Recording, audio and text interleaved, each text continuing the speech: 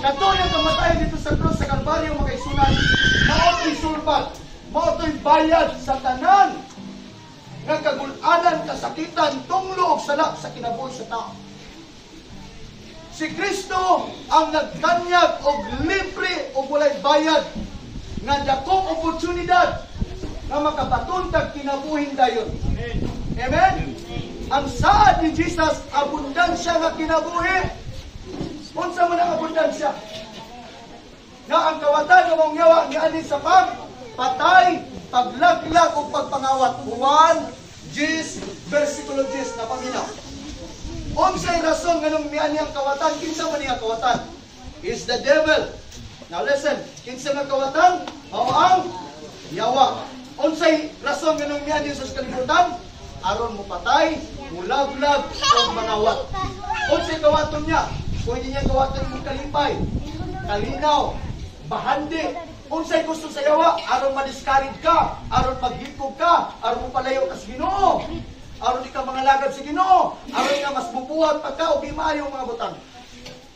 Pero ang Ginoo nindot yung di-offer natin. Saligi lang siya.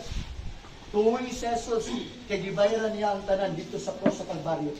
O niya, kung musalig ka niya, dako kaayo ang mahimong resulta sa imong kinabuhi. Yun siya, miani sa Jesus, aron sa paghatag kanato og abundansyang kinabuhi. Ang pag-ani pa lang niya, dunay saad kinabuhing madagayaon at tumalakpakan si Jesus.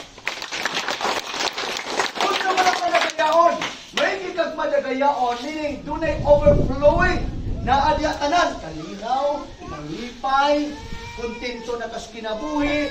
Amen? Naamay kalisdanan, pero dili ka mabuol, musalig sa gihapon kaniya. Munang tao nga nasatisfy siya na ay abundansya kinabuhi. Amen?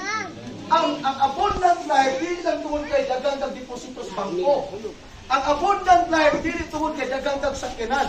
Ang abundant life, dili tungod kay gwapo kay kag balay, dagang kag balay. Kung saan na ginang dagang kag balay, niya bubot na ginang kasintasin. Kung saan na ginang dagang kag kwarta, niya bubot na ginang mga kasintasin. Ang tinuod na abundansya kinabuhi, kanang kontento ka, nga mo ingon kasi mong paglingon, whether I live or I die, I belongs to the Lord. Amen. Ang taong kontento, malipayon ka sa kanunay. Rejoice in the Lord. Again, I say, rejoice. Amen? Si Pablo, bisan siya na priso, nagkatunan niya ang pagkalipay. Nagpadayon si Pablo sa pagpanudlo, mahitungod sa Ebanghelyo. Kaya kabalon si Pablo nga kung ang taong mutuo lang, na ay garantisadong panalangin sa Ginoo. Amen. Just believe. Amen. Tuwi, yun bitaw ang Bible, ang mutuo dili ma laglag apan may kinabuhing walay katapusan. Amen. Ang mutuo dili ma laglag apan may kinabuhing walay katapusan. Ito pagpakan si Jesus. Dapat pa yung Jesus. Praise God. Sa balay sa pangamahan, adunay dagang mga lawag o biadto ako aron pag-andam og dapit alang kaninyo na kung dili pa kini tinuod, dili ko unta kamo sultihan ini. Hinumdumi nga humana ang sulti ni Jesus ni. Ang imong buhaton karon tuwi ni. Amen? Unsay atong buhaton? Tuwa nato ni. Kaya ang kaluwasan, it is by grace through faith.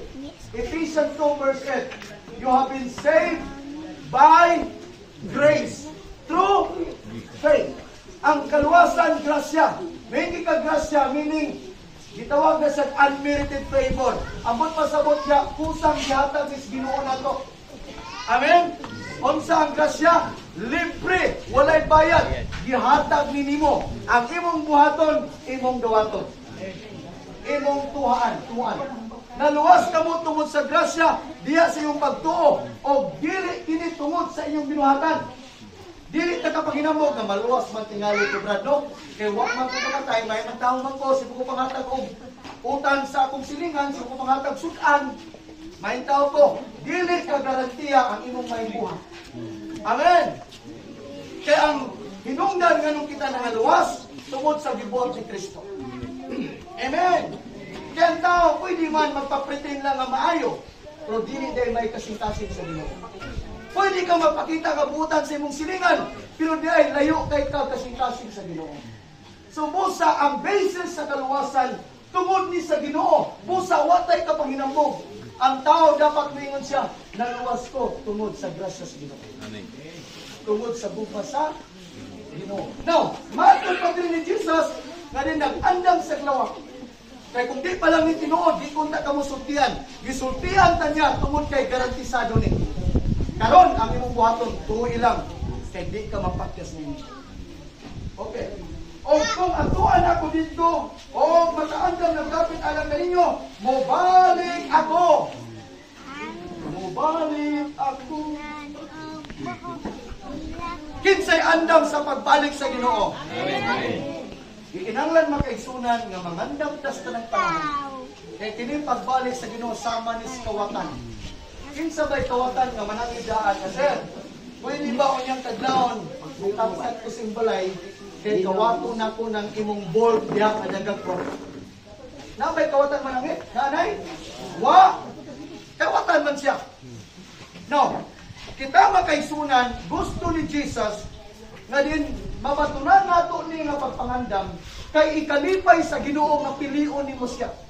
Hinumdumi nga di ta robot. It's up to us. It's a matter of choice whether you like it or not. But much better you choose Him. Amen. Mas maayong mutuod na niya. Amen. Malipay ang Dios nga pilion nimo siya. Mabitaw ang Bible nag-set diya og duha ka dalan. Left and right. Asa man ka. So wala sa tuo. Magpili ka. Pero mas maayong pilion nimo ang dalan nga mao si Kristo. Amen. Si Kristo mingon, ako ang dalan kinabuhi kong